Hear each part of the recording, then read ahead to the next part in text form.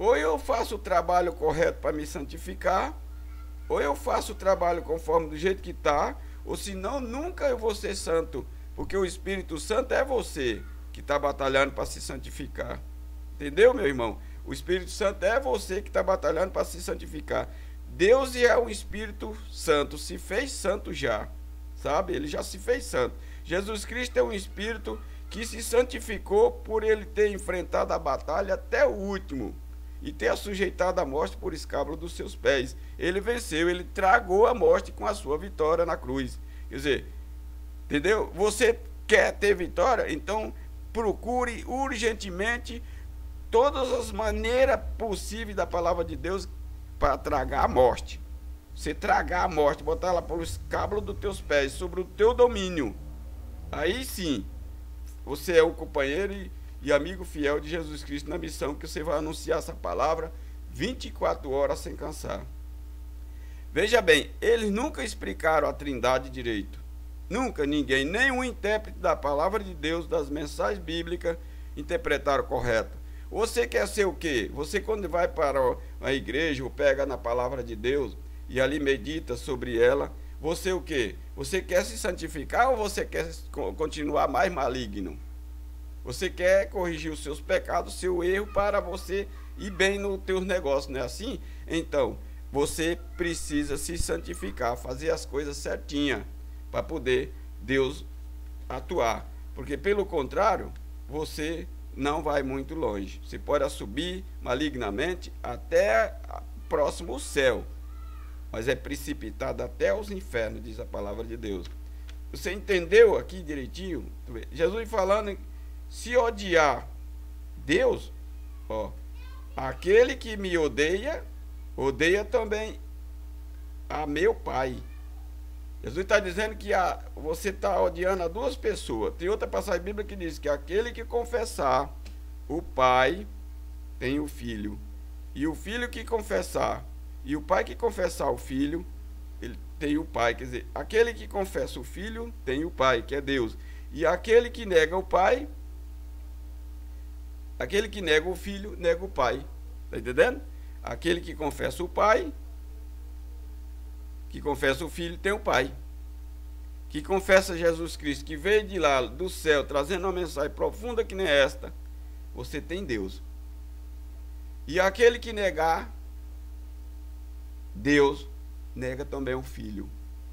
Por que tem pessoas que dizem que Jesus Cristo não existe? Por esta maneira. Por que tem pessoas que dizem que Deus não existe, só existe Jesus Cristo? Você está negando o Pai.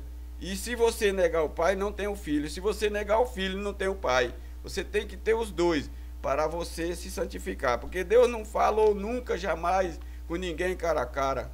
Jesus Cristo veio e testemunhou. Assim como o homem não se comunica com as formigas, da mesma maneira, Deus nunca se comunicou com ninguém na face da terra.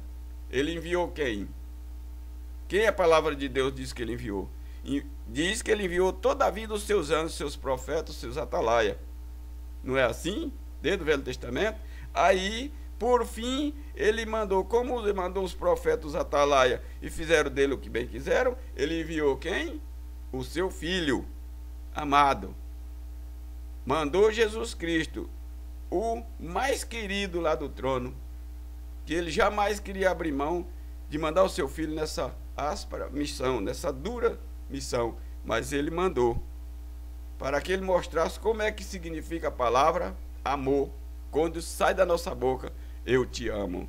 Quando a pessoa diz uma coisa dessa, assim, uma palavra tão profunda dessa, eu te amo, se a pessoa, o que significa o compromisso que a pessoa assume nesta hora, dizer que ama?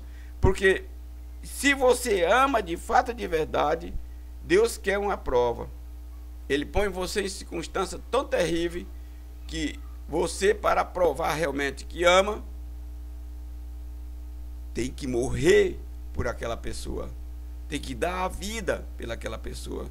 Você vai desejar que você morra, mas que aquela pessoa fique gozando de felicidade. Mesmo com o coração magoado. Mesmo que ela vai dizer tanto que ele me amava. Por que Deus fez isto?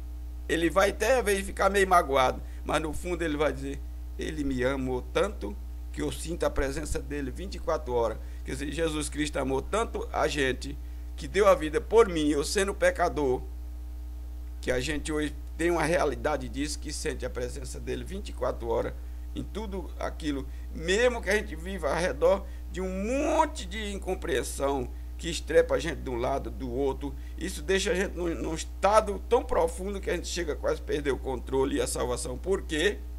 Por causa da incompreensão. O maior sofrimento da face da terra que cerca nós é a incompreensão das coisas. Porque todo mundo olhasse e procurasse compreender, ia funcionar bem direitinho. O problema é que todo mundo vem com tudo querendo passar por cima do direito do outro. Ele não vê onde é que para o seu direito, que ali começa do outro. Se alguém respeitasse o direito um do outro, não precisaria, diz a palavra de Deus, nem constituir lei. A lei foi constituída por quê? Por causa dos desobedientes, dos rebeldes, dos desrespeitadores, dos que não respeitam o limite do outro. Ele não respeita o direito do outro, ele não sabe o tamanho do seu direito, ele não sabe até onde vai, ele desrespeita. Por isso foi feita a lei, foi suscitada a lei por isto. Que lei? Isto que está escrito na Bíblia, esse montão de papéis escritos, exigência de que nós ame de verdade o seu irmão, não com o amor de Caim que matou o seu irmão, mas com o amor de Jesus Cristo, que deu a vida por o amigo e até pelo inimigo. Compreendeu bem esse versículo, meu irmão? Jesus Cristo está falando aqui de várias vezes o Pai, o Pai, o Pai. Quer dizer, por que isto? Porque ele não veio aqui por si próprio.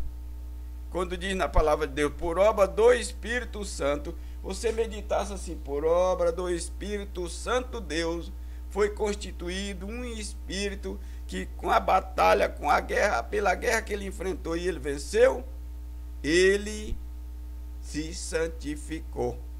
Que lá na hora do cálice, se Jesus Cristo optasse por a sua própria vontade, ele era um profeta, ele era um pregador que veio, um emissário de Cristo, de Deus, e veio aqui e não venceu a sua missão. Naquela hora do cálice, se ele não tivesse aceitado a fazer a vontade de Deus que estava ali mediante aquele cálice, tomar em nosso lugar, porque você ia aguentar tomar aquele cálice? Não, você não ia ficar sofrido dos pés à cabeça, você ia ficar moído de tanto alanhado, você ia morrer picadinho com aquela taca, com aquela chibata que foi chicoteado Jesus Cristo. Você ia morrer furado com aquela lança que cutucaram Jesus Cristo. E quer dizer, aquele cálice estava que nossas feridas, a nossa chaga, nossas enfermidades, estava o nosso pecado, a nossa transgressão. E naquela hora ele disse assim: Pai, eu sei que para tudo é possível.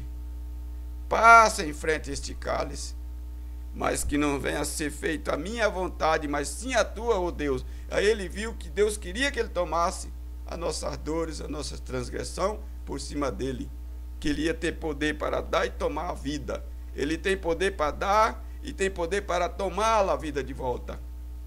Está entendendo? Ele tem poder para lhe tirar a vida e tem poder para lhe dar a vida. Ele ficou com esse controle após ele ter assumido aquela trágica missão que nós vemos, que no final foi a única maneira que ele teve força para vencer.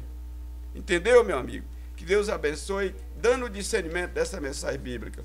Na próxima eu prometo lhe mostrar versículos bíblicos que prova que Jesus Cristo é o Filho, que prova que Jesus Cristo não é Deus, que prova que ele veio aqui para fazer toda a vida à vontade do seu Pai e tem feito até hoje.